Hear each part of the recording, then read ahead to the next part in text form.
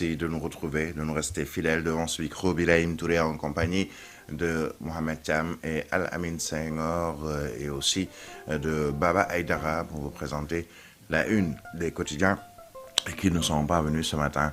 Nous sommes le 9 février de l'an 2026 et sans plus tarder, quelques quotidiens qui nous sont parvenus, des quotidiens qui reviennent notamment sur plusieurs sujets d'actualité, des sujets sur le plan sociétal, mais surtout sur un fait qui est à la une aujourd'hui, par exemple, du quotidien Solo, quotidien Acte contre nature et transmission du VIH. Pape Diallo et compagnie passent aux aveux. Local 2027, je ne trahirai jamais ce peuple. Propos du président du parti PASTEF, Ousmane Sonko. En football, Sadio Mané intègre le top 100 des joueurs du 21e siècle. Autre quotidien qui nous sont parvenus ou qui nous est parvenu, il s'agit de Source A. Mobilisation XXL, triple XL à Guinguinéo, grogne des étudiants autour des bourses, liste parallèle aux prochaines locales, attente envers le projet, le Sonko, maître de la rue selon Source A, affaire de la transmission volontaire présumée du VIH impliquant des célébrités, les séropositifs passent de 3 à 8. Sanctions attendues selon toujours ce journal Source A. Direct News avec l'éducation à Kédougou. Après Ziguinchor, le chef de l'État lance le chantier du LINAC de Salémata. L'Observateur, transmission volontaire du VIH-Sida, toute l'enquête explosive sur les présumés homosexuels. Les détails de la grande lessive à homo qui vire au scandale sanitaire. Refus d'inhumer, selon le quotidien L'Observateur, des étrangers du quartier interdit de cimetière à Grand-Bao. Le quotidien Le Soleil, lui, parle de l'ICEP, de l'INAC, des Promovilles, projets routiers, renforcement des moyens d'action des FDS, Kédougou en chantier, selon le journal. Grande interview, Waly Diouf Bodian, directeur général du port autonome de Dakar. La transformation du port est irréversible, selon Waly Diouf Bodian. À la une de Tribune, brigade de recherche de Kermassar après Pape Cheikh et Djiby Dramé, une autre célébrité dans le viseur selon le journal qui nous parle également. Au-delà de ces 12 personnes, 14 Sénégalais ont été également arrêtés ou déférés par la division des investigations criminelles. Walf Quotidien à bâton rompu avec le docteur Nédé Mbodj, c'est le directeur général du Centre des œuvres universitaires de Dakar. Il dira « J'ai trouvé un coude à problème ». À la une de l'évidence, transmission volontaire du VIH, acte contre nature, pédophilie à grande échelle, menace sur la santé publique, Pape Cheikh Diallo, Djiby Dramé, la descente aux enfers, libération de Farbangom, le quotidien L'évidence parle de l'appel du calife de Bambilor. Autre journal qui parle d'un autre sujet, il s'agit du quotidien Sud Quotidien, fin de la tournée économique du chef de l'État au Sénégal oriental. Diomaye Faye promet équité et présence de l'État. À la une du journal Le Quotidien, le TER roule dans le brouillard avec le contrat de concession. La concession arrive à terme le 15 janvier, selon toujours le 15 février, autant pour moi, selon le journal Le Quotidien, qui nous parle des difficultés et sans renouvellement ni appel d'offres, les partis s'acheminent vers un avenant. En son temps, Macky Sall avait justement proposé d'autres solutions par rapport à ce train express régional. À la une du quotidien Les Échos, arrestation pour homosexualité, des cas graves d'actes contre nature avec transmission volontaire du VIH-Sida. Week-end tout politique, Sonko et Abbas Fall prêts au combat. L'informé parle de réseaux homosexuels transmettant le VIH, une bombe sanitaire et judiciaire selon le journal. Le scandale de trop de grands noms de la télé et de la musique impliqués. Et puis à côté, la police met la main sur 14 pédophiles différents des 12 autres personnes qui ont été interpellées. Libération nous parle d'une sordide affaire après Pape Salif Ral Thiam, âgé de 21 ans, électricien. Ibrahim Kamara, 38 ans, entre autres, un agent de banque, un animateur de télévision, ont tous fait des aveux. Un iPhone 11 prouvant l'existence de plusieurs groupes et sites organisant des ébats sexuels entre hommes interceptés par les gendarmes qui prépare une nouvelle vague d'arrestations dans l'attente d'une délégation judiciaire. Et puis sur les 12 mis en cause, 8 porteurs du VIH, souvent bisexuels, dont Pape Cheikh Diallo et Djibril Dramé, selon le quotidien Libération. Le Point actuel lui parle de tournée politique du président de PASTEF. Sonko entonne le refrain du parti État. L'affaire des 12 suspects à Kermassar, les révélations de l'enquête de la gendarmerie, la police, à travers la DIC, elle vient de boucler son enquête sur l'affaire Pierre Robert, où 14 personnes sont poursuivies pour, entre autres, transmission volontaire du VIH-Sida et pédophilie selon le Point actu. Yor Yorbi, lui, parle de Guinguinéo, projet et proximité. Sonko consolide l'ancrage du PASTEF et met ses troupes en ordre de bataille. Réseau homosexuel, Jamra applaudit le démantèlement et réclame rigueur. À la une du journal Enquête, acte contre nature et transmission de VIH, le plan machiavélique selon le journal.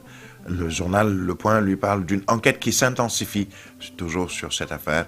Et le quotidien également avec l'affaire des présumés homosexuels, les confidences de Pape Cheikh Diallo et Djibril Dramé. Le quotidien LAS, homosexualité et transmission volontaire du VIH-Sida, émoi et consternation, selon toujours le journal LAS. Le journal L'Indépendant avec le lancement de la connectivité universelle, le numérique au cœur de l'école, brigade de recherche de Kermassar, du tribunal de grande instance de Pikine-Guédiawaye, les 12 présumés homosexuels déférés selon le journal. Dakar Times, lui, nous parle de gouvernance sécuritaire du territoire marin sénégalais, comment Asmar a cerné Mersin. En relief, UCAD, une crise de gouvernance en temps de pénurie, quand la contrainte budgétaire met à nu les limites de l'action publique.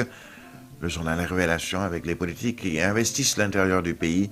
Sonko à Guinguinéo, Barth à Podor, Khalifa à Kaolack. Le quotidien, le Dakarois quotidien avec les promesses de criminalisation ou de criminaliser l'homosexualité faites par le régime Diomaye Sonko lors de la dernière campagne électorale. Le Dakarois quotidien de se poser la question qui est à l'origine du blocage. Crise des bourses à l'UCAD et retard dans le paiement des rappels. Les étudiants se braquent selon le journal. Le Peuple quotidien avec la candidature à l'ONU. L'Afrique et le monde arabe favorables à Macky Sall.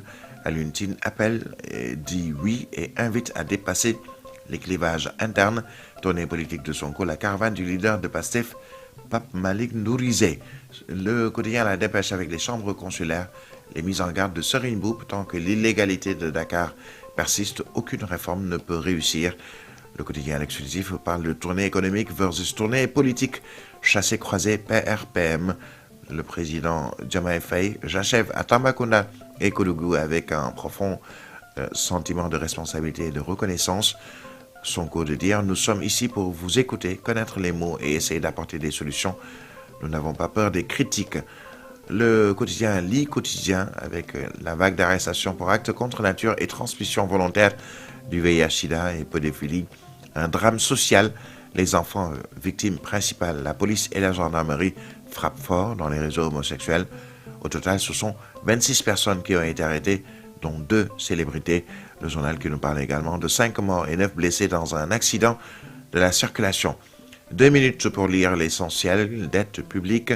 À qui le Sénégal doit 7 000 milliards? C'est l'interrogation du journal de Ben Matar Diop. La confiance du marché régional s'érode. Homosexualité, Gumsabop dénonce l'inaction de PASTEF et lance une plateforme de lutte.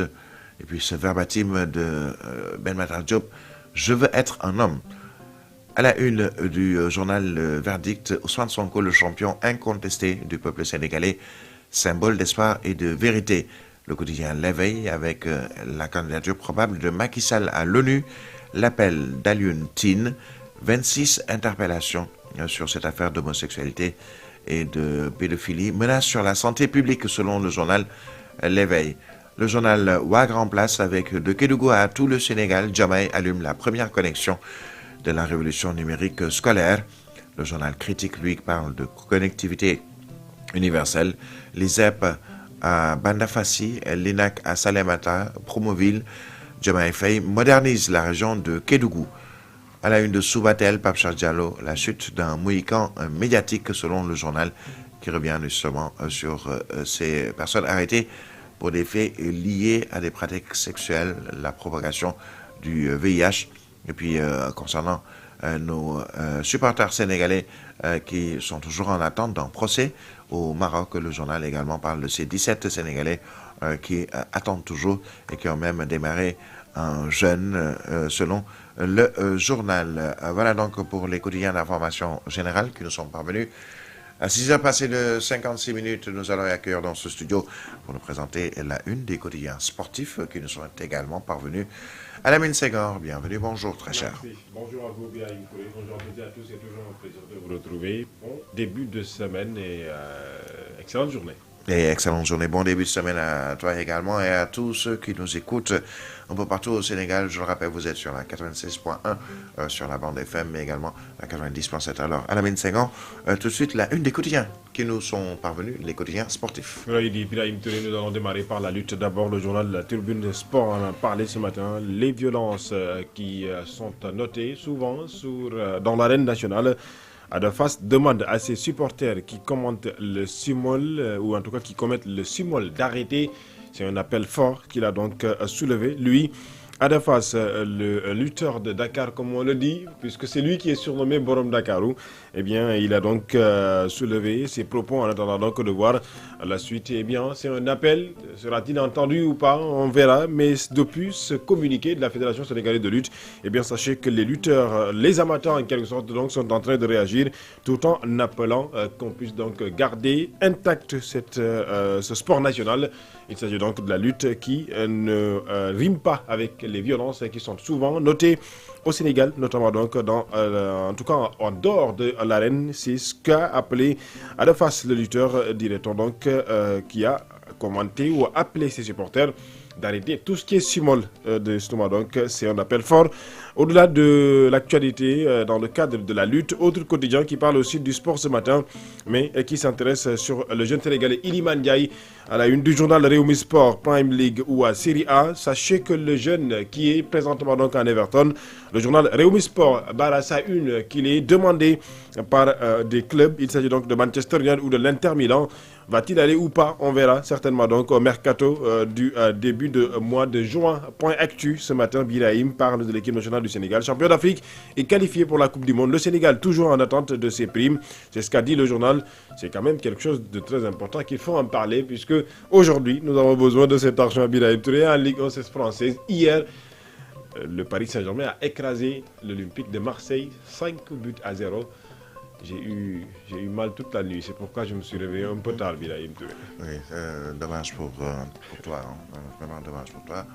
L'essentiel, c'est que c'est ton club, peut-être de cœur, oui. qui a été battu. Mais pour d'autres, on a très mal dormi, pour ne pas dire qu'on n'a même pas fermé l'œil depuis ce week-end à cause de cette affaire qui fait la une de plusieurs quotidiens, qui a fait tellement de bruit autour de cette affaire de transmission volontaire du VIH. C'est plus cet aspect-là qui aujourd'hui est à dire. Et on reviendra sûrement dans la seconde partie de votre matinale ou la troisième partie de votre matinale sur les commentaires autour de ces affaires-là qui sont à la une des quotidiens. Une autre affaire qu'il ne faut pas passer sous silence, c'est l'accident hier matin, mais cet accident dont parle sur le quotidien, 5 morts, encore des morts et 9 blessés dans un accident de la circulation. Et toujours ces fameuses voitures qu'on appelle Cherou Charifou à l'origine. On reviendra bien entendu sur tout ceci, ce sera dans la troisième partie de votre matinale sur Solo Media Group. Vous nous suivez à travers la TNT.